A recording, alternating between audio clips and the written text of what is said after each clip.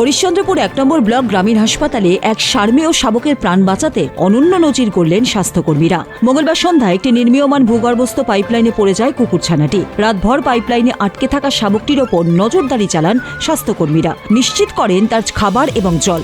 বুধবার সকালে খবর পেয়ে ঘটনাস্থলে পৌঁছয় হরিশ্চন্দ্রপুরের দমকল বাহিনী।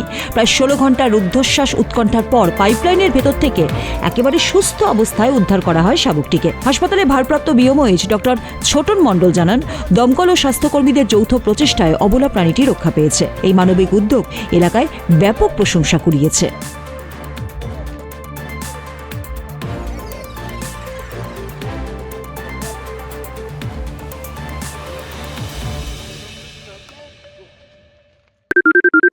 সোনাক্ষী, মশলা কোথায়?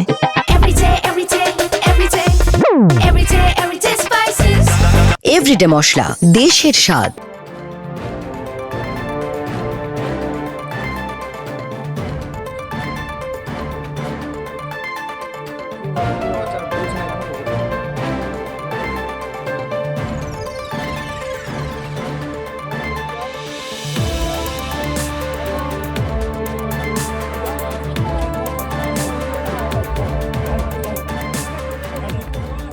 হরিশ্চন্দ্রপুর থেকে সৌরভ মিশ্র রিপোর্ট, উত্তরবঙ্গ সংবাদ।